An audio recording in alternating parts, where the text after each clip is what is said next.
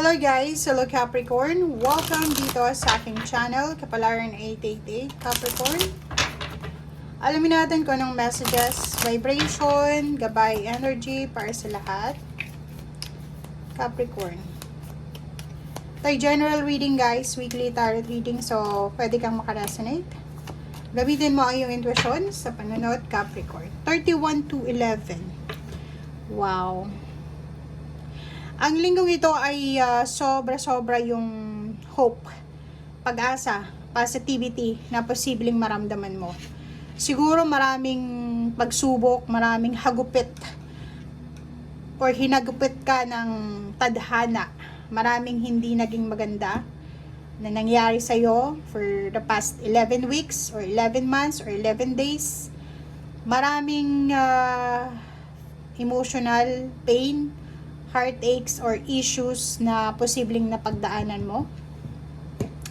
And this week, sinasabi ng barahan na may darating na liwanag, pag-asa, positivity, new beginnings, lalo na sa usaping pera and after, and also the relationship, parang ganun.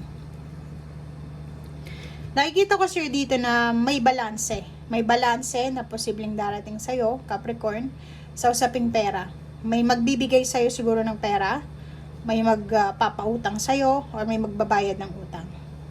Meron ditong family events or celebration, or posibleng may kailangan kang bigyan ng pansin, bigyan ng halaga, ng atensyon, ng oras. Isang positive news, positive news and positive na events or pwedeng positive na pangyayari na doon ka dapat mag-focus and huwag kang mag-focus sa kung ano yung nangyari sa'yo for the past 11 weeks or 11 days or 11 years. Okay.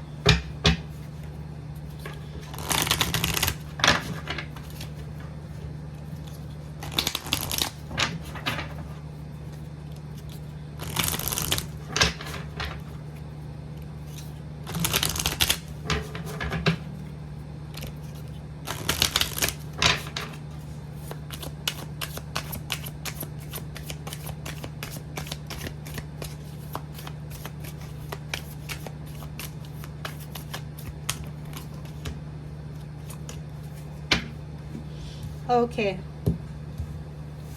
Wow. Be true to yourself daw.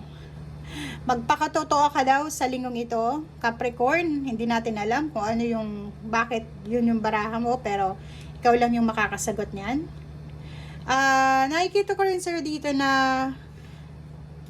dahil siguro sa mga nangyari dito sa isang barahang ito na hindi maganda for the past few months or years or days, medyo nagpabaya ka siguro sa iyong physical health, or marami ka sigurong mga ginawa, naging busy ka for the past few months or weeks.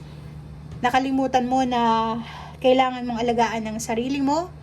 And ngayon, na linggong ito is posibleng magsisimula ka ng bagong exercise program or routine or healthy regimen, healthy diet, or kung ano man to. Nasa parang ano ka na tawag dito.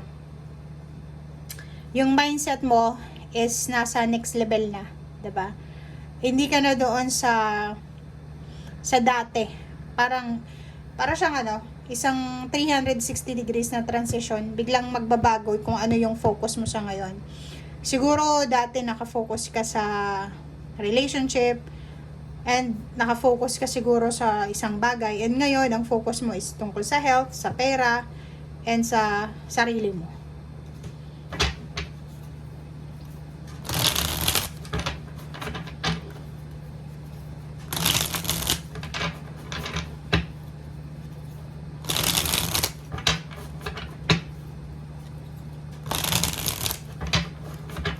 Nakikita ko rin sir dito, Capricorn, na may magsisimula. Isang positibong pagsisimula to sa buhay mo.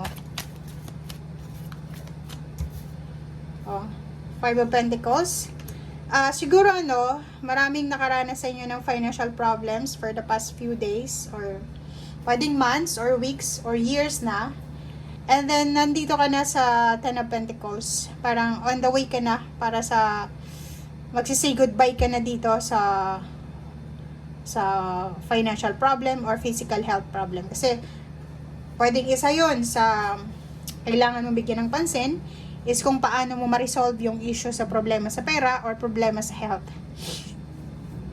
And itong Ten of Pentacles na to is yung lump sum siya. Windfall, sudden wealth, sudden income, unexpected money, parang ganon. Okay. Isang decision making ang kailangan mong gawin kung gusto mong makaalis sa problema sa pera, problema sa health, and gusto mong makuha yung financial new beginnings. Okay?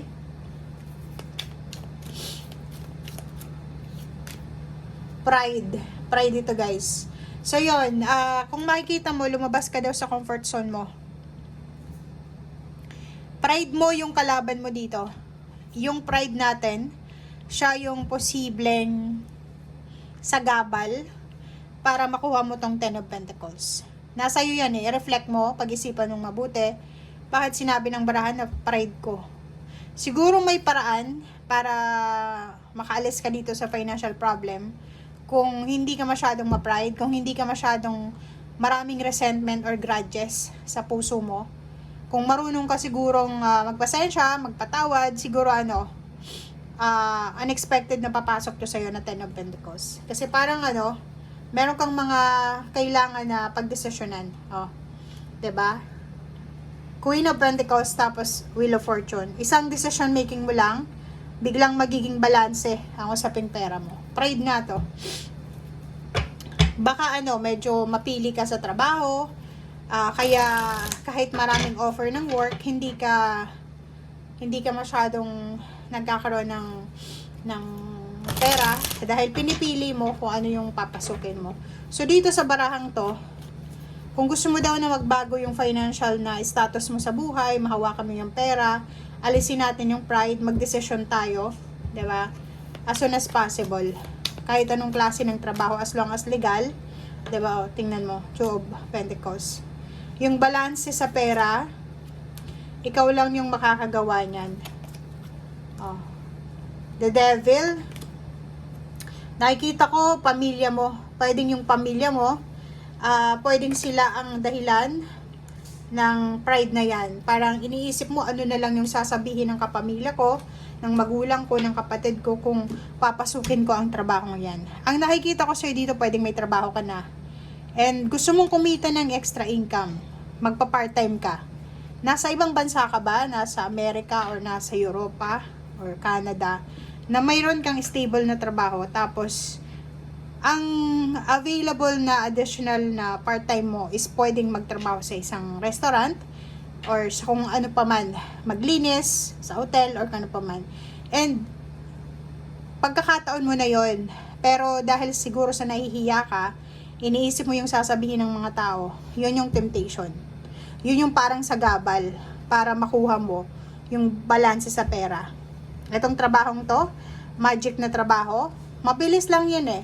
As long as na wala tayong masyadong iniisip na baka teacher ako sa Pilipinas, tapos pagdating ko dito, naglilinis lang ako ng kubeta. Pag ganun yung mindset mo, nandito ka sa The Devil, hindi ka makakausad. Kasi, kontrolado ka ng mga sasabihin ng mga tao sa paligid mo. Which is yun yung sinasabi ng baraha. Kung gusto mo ng pagbabago sa financial mo, and gusto mong pagbabago sa lahat ng areas sa buhay mo, bawasan mo yung pagsi-self, anong tawag dito? Hindi, self. Bawasan mo yung pagpi-please sa mga tao. Bawasan mo yung pasang pride. Bawasan mo din yung pag-iisip na baka may masabi yung classmate ko dati, may masabi yung mga kaibigan ko dati, parang ganun. And sinasabi ng baraha, as long as na yun yung focus mo, parang parang alipin ka nila. Kasi kung ano yung pinaproject nila, sinusunod mo. So make sure na may freedom ka. Magagawa mo kung ano yung gusto mong gawin. May sabihin man sila, wala kang pakialam. 'Di ba? It's your choice, it's your life, it's your business. Diba? So, yun guys ang sinasabi ng baraha. Bye!